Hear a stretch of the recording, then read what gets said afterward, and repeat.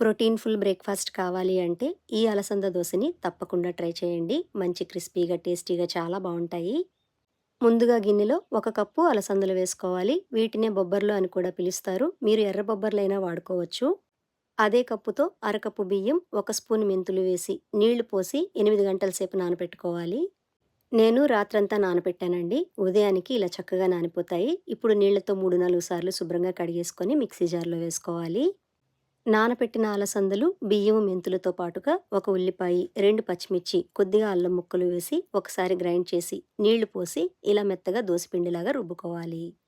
మొత్తం ఒకేసారి కాకుండా ఇలా 2 భాగాలుగా చేసుకొని గ్రైండ్ చేసుకోండి. పిండి బాగా మెత్తగా నలుగుతుంది.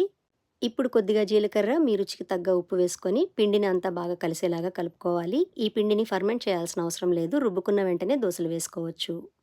ఇప్పుడు చట్నీ కోసం పల్లీలు, 6 జీడిపప్పుల్ని దోరగా వేయించుకొని మిక్సీ జార్‌లో వేసుకోవాలి.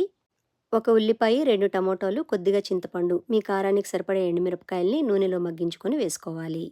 కొద్దిగా జీలకర్ర, 2 వెల్లుల్లి రెబ్బలు, మీ రుచికి తగ్గ ఉప్పు, చిన్న బెల్లం ముక్క వేసుకొని ఒకసారి గ్రైండ్ చేసి నీళ్లు పోసుకొని మెత్తగా చట్నీని గ్రైండ్ చేసుకోవాలి. మెత్తగా గ్రైండ్ చేసుకున్న చట్నీని గిన్నెలో పోసి పైనుండి కొద్దిగా తాలింపు వేసుకొని కలిపేస్తే సరిపోతుంది. ఈ ఎర్ర చట్నీ మనకి అలసంద దోసల్లోకి పర్ఫెక్ట్ కాంబినేషన్ అండి. ఇప్పుడు పెనం వేడి చేసి పిండిని పోసి దోసల్లాగా వేసుకోవాలి. ఈ దోసలు మీకు ఎంత పలుచగా కావాలన్నా వస్తాయండి.